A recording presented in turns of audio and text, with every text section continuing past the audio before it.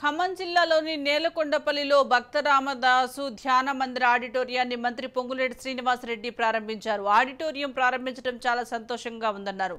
భక్త రామదాసు ఇక్కడే జన్మించారని, ఆయన జన్మస్థలాన్ని యావత్ ప్రపంచానికి తెలియజేయాలని పొంగులేటి తెలిపారు.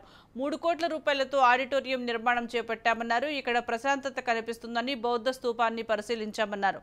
ప్రపంచంలో 3వ అత్యంత పెద్ద బౌద్ధ స్తూపం నేలకొండపల్లిలో ఉందని తెలిపారు. ఈనాడు నా చేతుల మీదుగా రామదాసు గారు పుట్టిన స్థలంలో ఒక అద్భుతమైన మందిరాన్ని కార్యక్రమాన్ని నా చేతుల మీద ఇప్పుడే ఓపెన్ చేసుకున్నాం.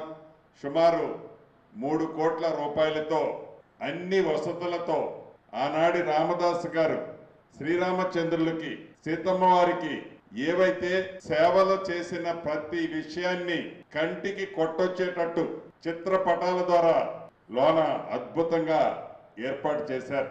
అంతేకాదు, అంటే దీంట్లోకి వస్తేనే ఒక ధ్యాన మందిరంలో వచ్చే ఫీలింగ్ వచ్చే విధంగా ప్రశాంతమైన మనసుతో ధ్యానించుకునే విధంగా చాలా బ్రహ్మాండంగా ఏర్పాటు చేసుకున్నాం. ఈ కార్యక్రమంలో పాలుపంచుకున్న అధికారుల్ని మనస్ఫూర్తిగా అభినందిస్తున్నాను.